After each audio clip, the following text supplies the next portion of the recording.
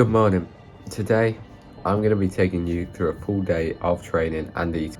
And so today we have a brick workout on the cards. So for me, this is going to be a 45-minute VO2 session on the bike and then straight outdoors for a 15-minute run in zone 3 with a 5-minute cool down. Training volume today actually is relatively low. It's only an hour of training, but it is quite intense. And so in here we have about 60 grams of carbs that we are going to get down us. Also some electrolytes in there to hydrate us. I have got a little bit of a cold now at the minute, you might be able to tell. I'm just going to sniff there just so you're aware.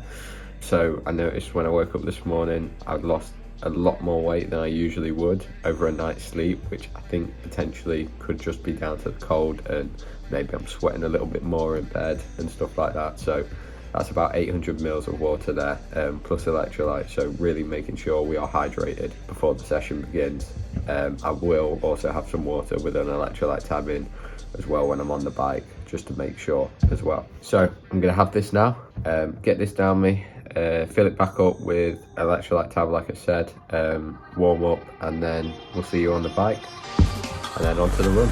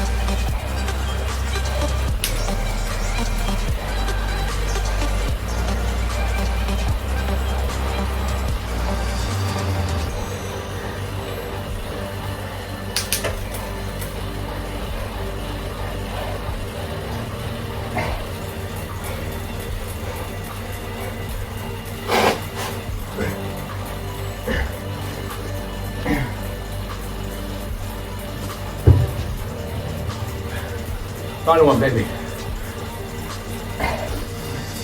Fucking go.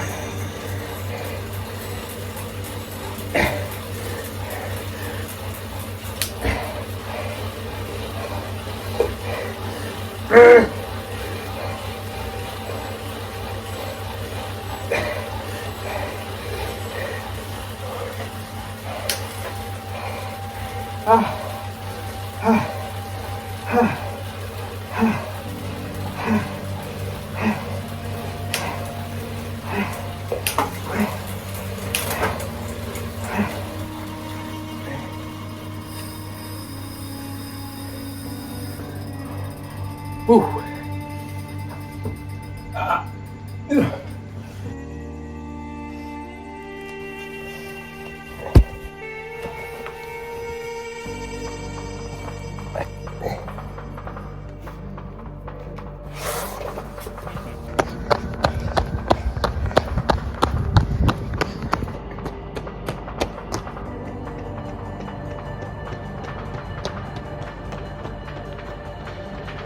Right, we are just doing the cool down now. 15 mins, zone 3 completed. Felt really good actually. Well, I say felt really good considering 45-minute session on the bike. I did legs on Thursday, today's Saturday, so feeling a little bit sore from that still, but overall really happy with how that went. I felt comfortable, not tense when running, so yeah, really pleased with that. I'll go over the workout when I get back, but first things first is a post-workout smoothie, which I'm loving at the minute. So I'm going to get that down as protein and carbs to recover straight away. So we'll show you that first.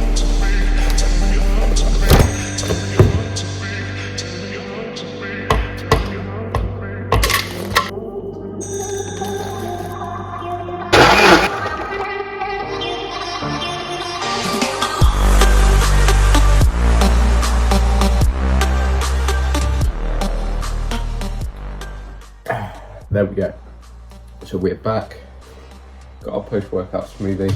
Macros for that will be on the screen here. Solid hit of protein and carbs to obviously refuel and start the recovery process. So now we're going to get into the actual workout and just go through splits and power and heart rate, all that.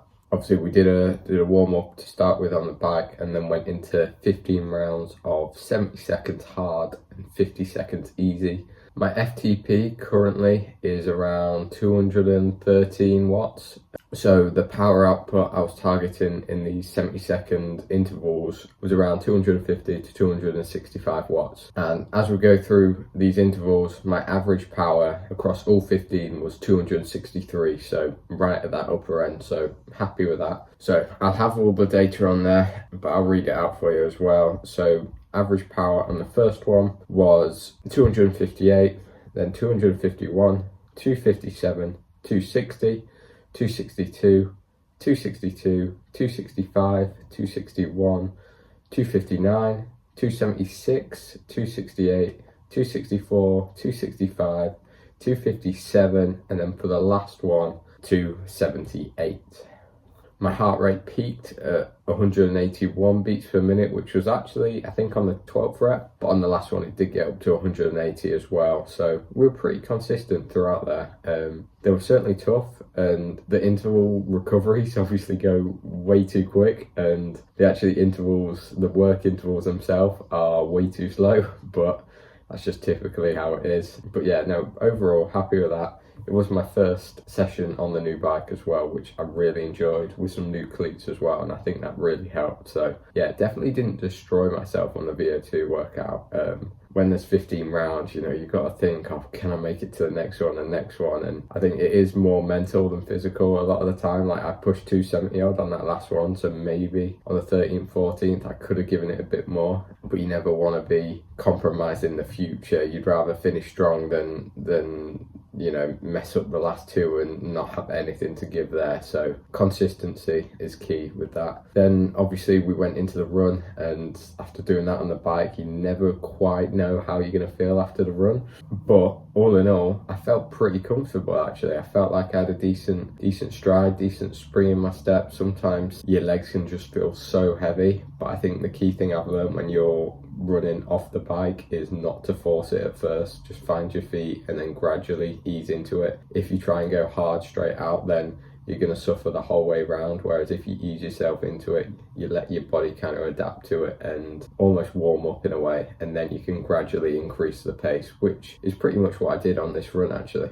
Off the bike, it was just 15 minutes into like a zone 3, so kind of a threshold tempo-ish. So heart rate should be around, I think I was kind of aiming for 150, 160. Usually it is a bit elevated when I get off the bike as well anyway. But yeah, first kilometre was 3:54 pace, then we went 3:59, 3:53, and then for the last 3 minutes 15 seconds to get up to the 15 minutes, we averaged a 3:46 per kilometre pace, so pretty happy with that. Yeah, all in all, my marathon pace I did about 6 months ago was at a 4:05 pace, so this is just a little bit quicker than that, and especially coming off the bike. I mean, heart rate was a little bit higher, so I probably did push it a little bit beyond zone 3, but I felt reasonably comfortable, and I could have held that for probably a good hour or so. So yeah, happy with that. And then obviously we did a cool down there as well. But yeah, that was the workout.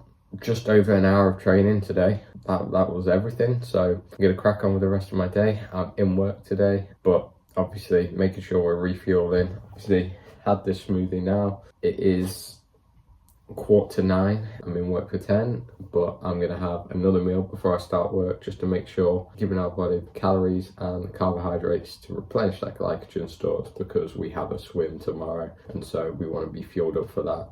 Staying on top of it is something that's really hard to do, especially when you're busy. So definitely getting meals in early, and kind of forward planning the food rather than leaving it all for the evening, and that's typically when bad choices come in. So staying on top of it throughout the day, get calories in early, is something I kind of advocate for, especially an early lunch. So obviously 10 a.m. or so we're going to have our next meal, so I'll see you for that. Okay, so here we have one of my favourite meals: rice, beets, mince, some avocado in there, some broccoli as well, some healthy nutrients of course to help recovery and just for general health. Okay, macros for this meal will be on the screen here. Good amount of carbs, protein again, some healthy fats, nothing too complicated. But yeah, have this now. It's about almost 10 o'clock, start work at 10. So yeah, have this now and then I'll see you for the next meal. So it's about 2 p.m. now, on my lunch break. Gonna have this meal here: pasta, some sardines, peppers, carrots. I'll admit it's pretty healthy. I'll admit sardines aren't the nicest thing to eat always, but some really good healthy fats in there, good source of protein, good healthy slow digesting carbs. So that's all in all. Macros for this meal will be on the screen here. Yeah, gonna have this now, do a little bit of uni work whilst I have it. Obviously also making sure we have water, hydrating as always throughout the day. I think that's something that often gets overlooked, making sure we're staying on top of fluids as well as fueling the body with the macronutrients it needs. So yeah, nothing too complex, but yeah, having this now and then I'll see you for the final meal of the day.